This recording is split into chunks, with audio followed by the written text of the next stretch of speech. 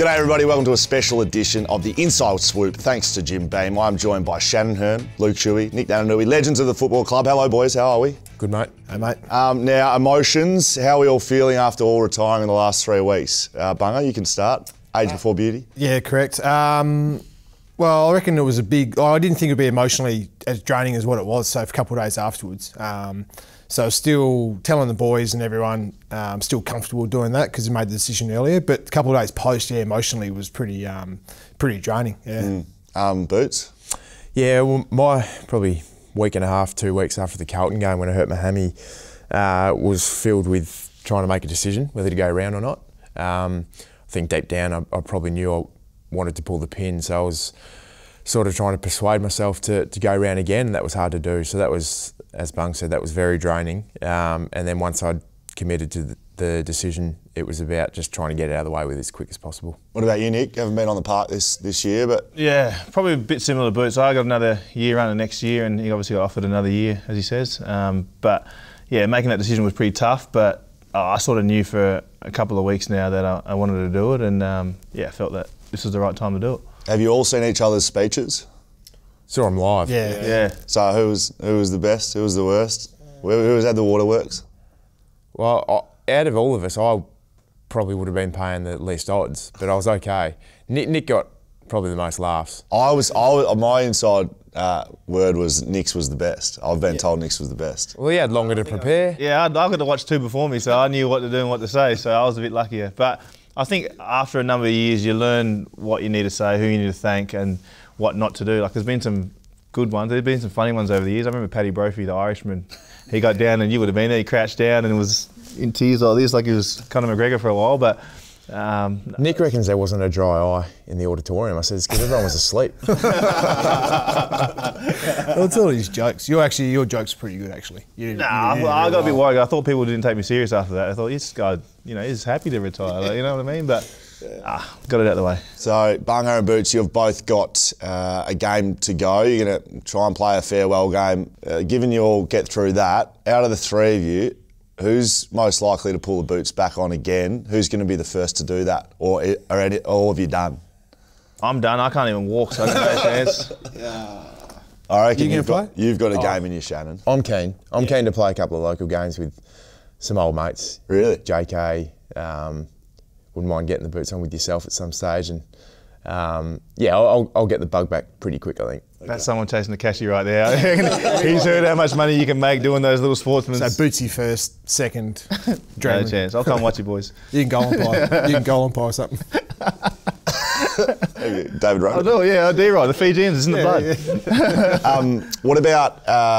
What about given you've all been at the club for so long, and there's been things you can and can't do? Is there anything now that you're done you think, all right, now I can do that? Go and get yourself maybe some Hungry Jacks, or have you been doing that already? It'd be nice for a change, yeah, to be able to swing through HA's drive. What about activities? Is there anything in travel or things that you haven't been able to do that you can do now?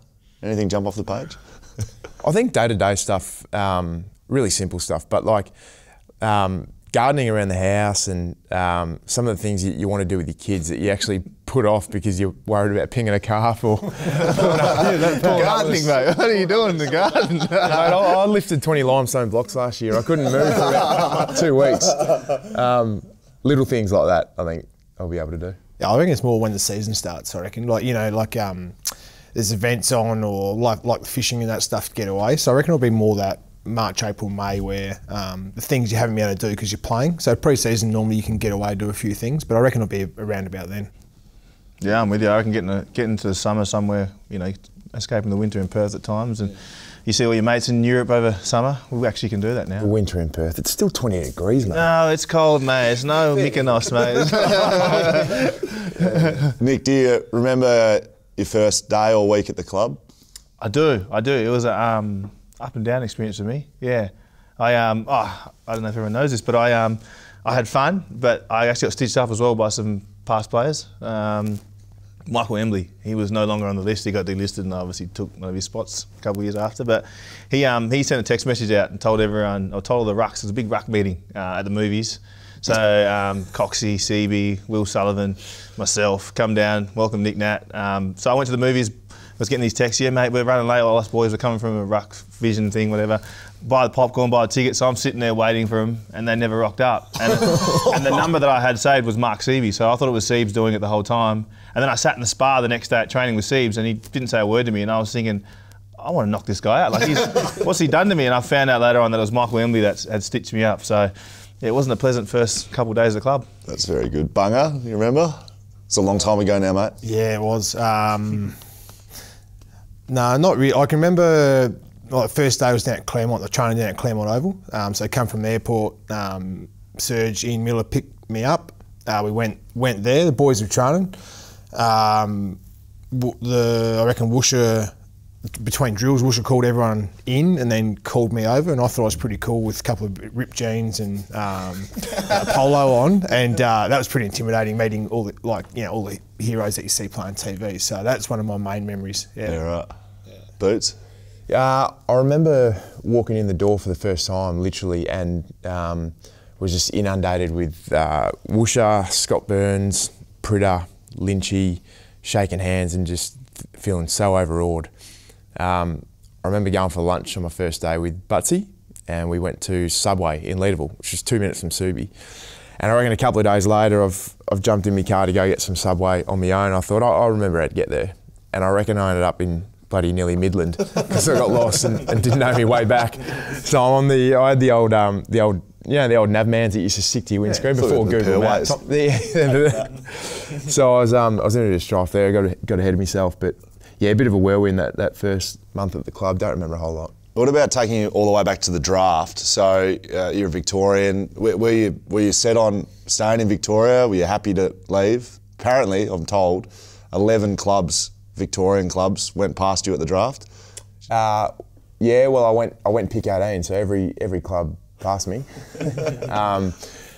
Yeah, I think like anyone, you ideally want to stay in your home state, so that was on my mind. But at the same time, I wasn't a star under-18 player, so it wasn't like I had the luxury of thinking, I'm going top 5, so look at who's got those picks and no, I'm going there. My biggest inkling was Geelong at pick 15, so I thought I might have been going Geelong, and then West Coast pick 18 came around, and obviously having seen Nick drafted at number 2 as a midfielder, once I got drafted to West Coast, I thought it's going to be a fun ride roving this bloke for the next, hopefully, 15 years. What about you, Bung? South Australian. Yep. Proud South Australian. Correct. As well. Yeah. Did you want to stay there? Yeah, I think the same thing. I think staying in your home state has always has that appeal.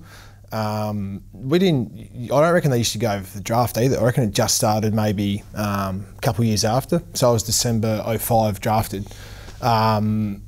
So yeah, I was just sitting there watching TV. Didn't really, because it was up on the computer, be like, pick all them go. So they wouldn't ring you and say we were going to pick you. Just up would come pick 13, Shannon Hurn. So that's how I found out. But yeah, now there's a bit of song and dance to the draft these days. So excited though, you coming into a grand final team. Oh yeah, it was. It definitely was. It wasn't one of those things where you go, I don't want to go there. I think every player actually wants to get an opportunity. But certainly if you can go to a successful club, that's one of the best things I reckon ever. Helps your development. When you look back at it now, it helps your development. Yes, sometimes you might not play early, but I don't reckon that's on the side. You get to learn how to play the game. So it was brilliant. What about you, Nick? Vying for #1 spot. There's lots of talk about you before the draft. Still remember that skinny Fijian kid down at the Black Ducks as a maybe 16, 17-year-old giving me a bath down at Rushton Park. What were your emotions before that draft? Did you think you were going #1? Did you think you had a chance? Yeah, I actually didn't care where I went to. I was happy just to get drafted, but I did meet with Melbourne weeks leading into the draft, and the night before the draft I actually flew and shared a hotel room with Daniel Rich, and Melbourne said that they were going to take me, and then the next morning they called out what's his name, and I was a bit scared because I was thinking, where am I going to end up around the country? And Richie had a pretty good junior career. Like, he'd won 2 premierships, league premierships as well at Subi. Yeah. We came and trained with you guys for a couple of weeks as 17-year-olds, and Richie had that connection with WA, and I thought, you know what, they're going to take him. It was the best young kid sort of in WA or almost in the country. He won the Rising Star in his first year.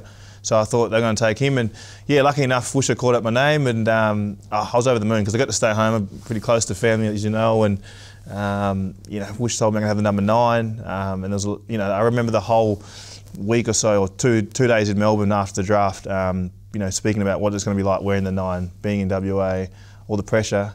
And then I come into the club for the first day, and Tom Swift's actually wearing number 9 at training, so had to get our property guy at the time to go and take it off him, Guy Mansell, because it had been promised to me. But yeah, Swifty hadn't flown over for the draft in Melbourne and was here in Perth. So when his name got called out at pick, when did he go? 20 or so? Yeah, he just drove straight to the club from Claremont and chucked number 9 on. So I had to kick him out of that and put him into his jumper. So. They were fun times. It's happening again. So you've all been really fortunate to have had a lot of consistency with the footy club in your careers. So two head coaches each, 2 ovals each. So Subiaco Oval. Favourite memory at Subi, Boots? Or if anyone's got one that jumps off the page. We had some special wins there for the club.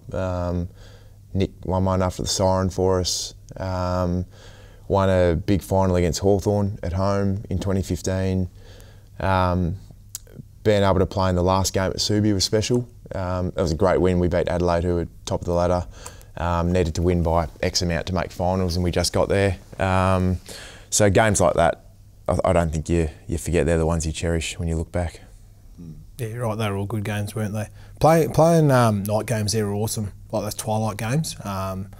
Normally the conditions are always pretty good, and the ovals like just amazing, and sunset.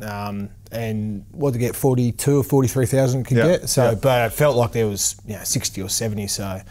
Yeah, that was pretty good. We played one of those finals, I reckon, North Melbourne. Nearly won by 100 points, something like that, in one of those finals. Day game. Yeah, that was pretty, we played pretty well that day, I remember that. Yeah, it's tough. I always remember Subi being so much better than Optus because you're at ground level, like you're sitting that front row. You know, I remember guys, even you look back to derbies, like Ballantyne having that shot after the siren to try and win it.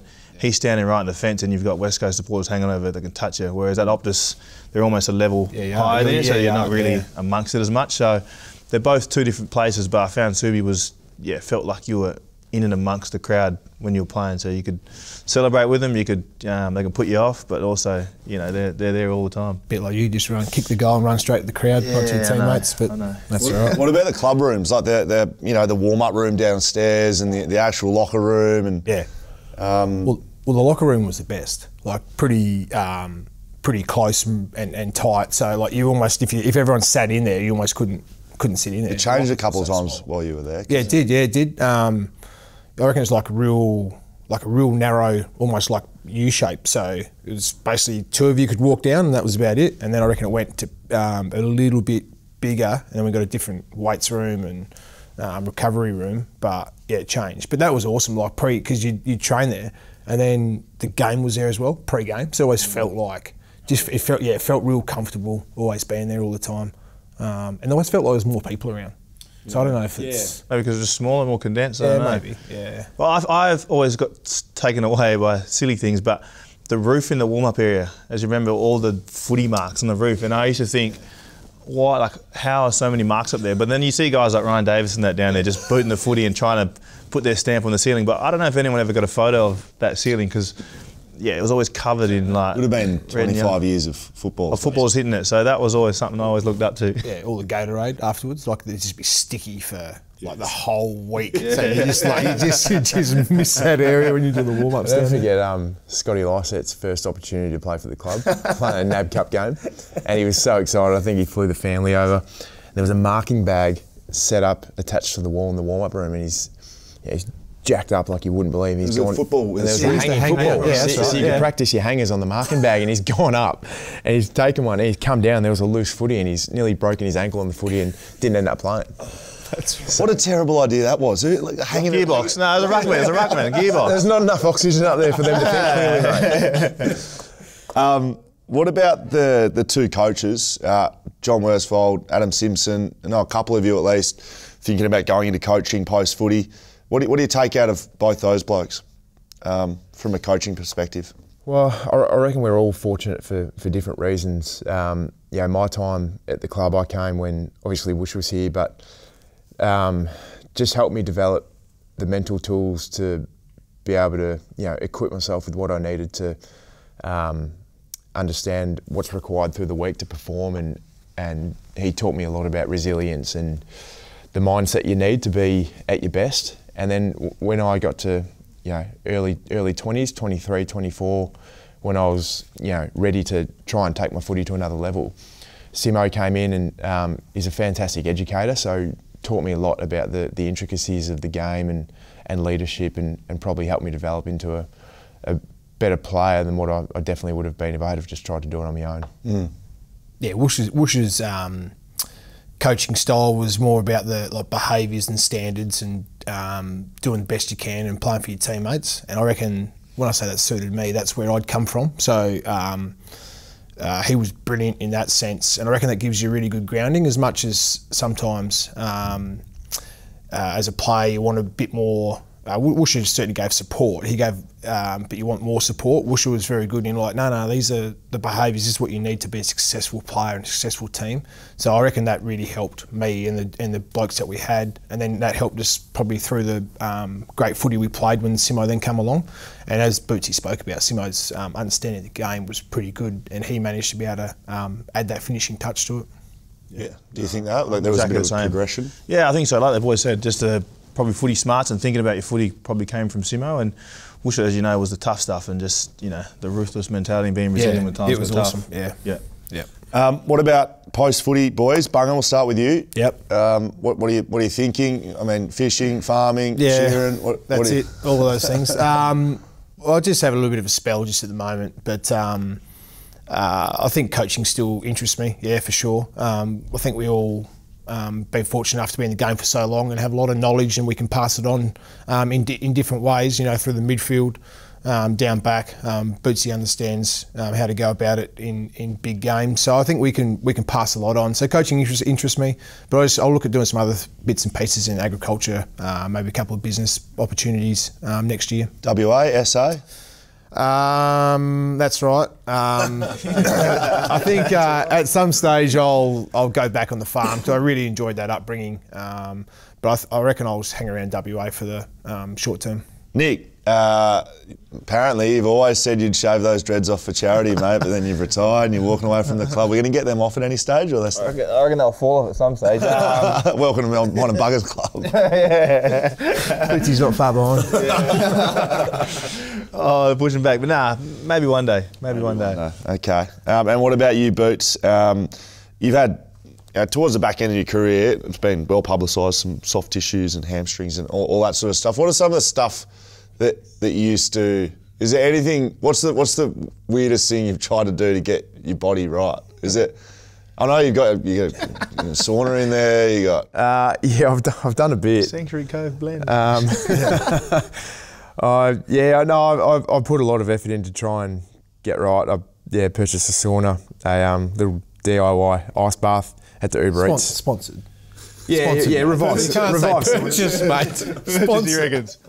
Revive sauna. Still get 20% every time one of these boys buy one. Yeah, the DIY ice bath was an interesting one. It was an inflatable bathtub thing that you'd fill up with water, and I'd Uber Eats eight bags of ice a couple of times a week. Yeah, no, I've done a bit, and the medicos and all them have gone to extreme lengths to try and help me out. I reached out to a few people externally on different ideas around my program and my weights, and obviously didn't go too well, but I was very fortunate for a lot of my career to be injury-free. So, I actually thank the body for the most part for holding up. Nick, you've spoken about 2015, a bit more of a serious note, as a really tough year for yourself. Came back and played in the grand final. Can you reflect on that? Speak on what that year meant to you, and after it's all said and done now. Yeah, it's tough. I guess people obviously talk about regrets and things I didn't get to do or didn't get to accomplish. One of those things I probably wouldn't have played in that 2015 grand final. Obviously losing mum, not long before that, and I remember being back in Fiji and not wanting to come back and play footy for a fair bit, and it was tough. And then to come back and play in such a big game, I guess the things that I sort of wish I got to remember more was the grand final parade and sitting in the car, that sort of stuff, because I didn't really take that all in. It was a pretty emotional week and didn't really sleep the night before the game. But looking back, those are some of the things I'm grateful for, because like you said, having guys like Woosher in that, teaching you resilience and teaching you getting through tough times, that probably helped set me up to, you know, when I did my knees, you know, the year after, and then another one in 18, probably set me up for those opportunities. So I look back and go, as hard as they were, they're probably good life lessons to get through some of the harder things that I face later on. And in the football club, like, you've all been through different parts of adversity through your careers. Like, Boots, being around a footy club, like, how important do you think that is, or on reflection? Yeah, no, it's important. I think the broader sense of it is you just need a sense of belonging in one way or another. So obviously, you go through tough times. You know, you lost your old man. My sister died in my first year, and I think that stuff, you know, it just builds connection with the people that are helping you deal with that. And yeah, I think part of the reason I felt so a part of the footy club and never wanted to go back was because you go through that stuff with the people here, and you just feel so attached to the people and so much like you belong. And I always remember Pritter, one of the earliest things I took from Pritter was he said, the footy club don't owe you anything, and you'll always owe everything you've got to the footy club. And so going through that in my early days, and even when I was injured and the club sticking by me for my first 2 years, I always reflected on what Pritter said and just felt like I always owed everything I had to the footy club. And yeah, I guess whenever you leave, you almost feel like there's more you could have given. But I'd like to think I've given 100% the whole way through. Good, mate. A couple of on-field memories. Any bathings along the way? Wow. Bunga's got it stuck in his throat. Go, come on. Have some water, mate. What do you got? Yeah, no, right, mate. Winnie Blues. What do you got? Any bathings along the way? Who on the field got you? Because everyone's got them. Well, I'm sure. Well, hopefully you do. Who was someone that just absolutely torched you, and you thought, I'm not. Oh, Big Sandy got me a few times. Yeah, he made me his little son. As much as the derby gets built up, that bloke's had 100,000 hit outs against me and done what he's done. So I remember him and Brendan Lade. Brendan Lade just could not move him for different reasons. He was big boy, wasn't very athletic, but was smart, and just those are two guys that stand out for me. Tell the boys what you tell us about the night game. Nah. Go on. Who's giving you a bath? I always had trouble getting through the tag of Ryan Crowley. And they were a good side defensively, so even when you felt like you were a sniff to get in on the action, someone else would wrap you up. So he was good at what he did. Had Kane Corns a couple of times. And speaking of Cuzzy the other day, actually, the hardest thing about Kane Corns was he'd shut you down, and he had the ability to run and get off you and get the footy as well. So you almost started worrying about him more than yourself. So they're probably the two that spring to mind. Don't let Kane know that. That could be dangerous. Could be. Bunga? Early days, a couple of times played with Stephen Johnson. He was just too good. Jeff Farmer as well. And then I reckon Jason Ackermanis played a game one day. I reckon he kicked three on me in the first quarter. And he was right towards the back end of his career too. And I just remember getting a spray from the coach from that as well. And luckily I got moved from him, which was good. Otherwise he could have probably kicked 10. That's good, mate. A couple more, boys. Message to your younger self entering the AFL system. Thinking back, what would you tell 18-year-old? Change that hairstyle. I had them little short little dreadlocks, which I look back now, because they all come back out now when you retire, all those old photos. You can't talk, you had the old emo hair, like comb over. I look like something out of My Chemical Romance. Yeah, he was. And Bunga, don't use my mate. I had hair then, mate, so I could do something. I could do something with it back then. That's probably it for me, yeah. Don't know, you guys different? It's always hard, because I think you want to, you're always looking forward to next week, and you always want to get better, and you want to get in the team, and you're always trying to live up to expectation and your own expectation. And that's what helps drive you. But I think along the way, you need to enjoy it a little bit as well. Not so much that you sit back and reflect and you go, how good's this? You need to drive yourself to be successful. But I reckon just to enjoy it a little bit more along the way. And the thing you learn is everyone makes mistakes. I think coming into the AFL, you think no one makes a mistake. And that's what good players do, good teams do. But everyone makes a mistake. So I think it's not shying away from that. Yeah. Boots? I'd say by the end of it, the good times will far outweigh the bad. Yep. So nice. My advice to all the young kids coming in now is, everyone wants to play for 15, 18 years, whatever it is. It's not going to be a smooth ride at all. So get ready to grit your teeth at some stage, but by the end of it, there'll be plenty more good times than bad ones. And just a hair for you, mate. Just a hair. Last two, and it can't be your teammates. What are you going to miss the most being at the footy club, and what won't you miss? Can't be teammates. Footy trips. Yeah, footy trips. Probably some of the volunteers around the club. Like I feel they're the guys that have like the Tiggies, the gearboxes. Those guys just have wisdom that you can't believe. Like they've got stories about football that sometimes you think, how did he know that? But you forget that he was around when that happened, or he was coached by someone, or even coached some of the coaches that we know. So, just those guys and having them around day to day, just chatting to you. I don't know, we might end up being those guys at the footy club one day, trying to chat, trying to stay relevant. But that's probably what I'm going to miss the most. What won't you miss, mate? What won't I miss? I won't miss the warm-ups and the recovery and the cool-downs and the pre-ab, pre-weights. Just go to Shuey's house. Yeah, that's it for the sauna. It used to be just roll out and train, and it was on you to be ready to train. And as the years went on, it's like, you know. You got him. Yeah, it's like getting you. It's like, you need to be 10-minute stretch, and then you need to do 10 minutes, mobility, and then it's something else, prehab, and then now we're going to start warming up, and it's like, but you warm up for longer than you train, and so I'm not going to miss that. No, not one bit. What will you miss, mate? Yeah. It's your fault. You were the captain, mate. Yeah, I know. I didn't have to say something. I had no pull, mate. All the blokes in the leadership group, all our other plebs are just sitting around. The warm-up. Warm-up, mate. Yeah, warm-up. When you have so many coaches involved, they need to be able to do something. Maybe we should have warmed up a bit more. We wouldn't have done all those injuries. No, speak for yourself, mate. No, well, we were all good until we started doing all the warm-ups. That's true. That's what it was.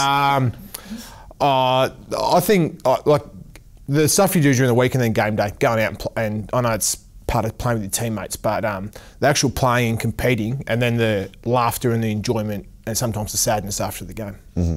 Good. I'll miss the 55,000 at Optus, 43,000 at Subi, where it was just erupting whenever we did something good in big moments. Yep. I don't think there's any feeling that can compare to that in life.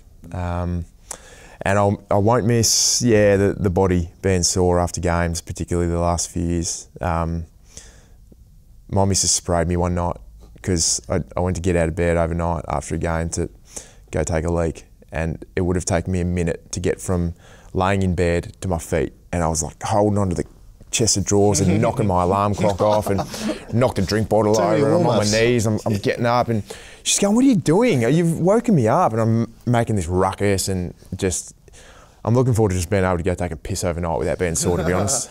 Well done. Does it feel better? Do you feel stronger and better and not sore? Yeah. Until I broke my back playing waffles, so I wouldn't recommend to come back. He made a comeback, played 2 games. Yeah, and it's not that hard, boys. You can always play, kick a couple of goals. Boys, that is us done and dusted for this special edition of the Inside Swoop. Thanks to Jim Beam, Luke, Shannon, Nick. Been a pleasure on my behalf playing with you. Good chatting with you. Great work, great careers, and good luck with the future. Thanks, guys. Cheers.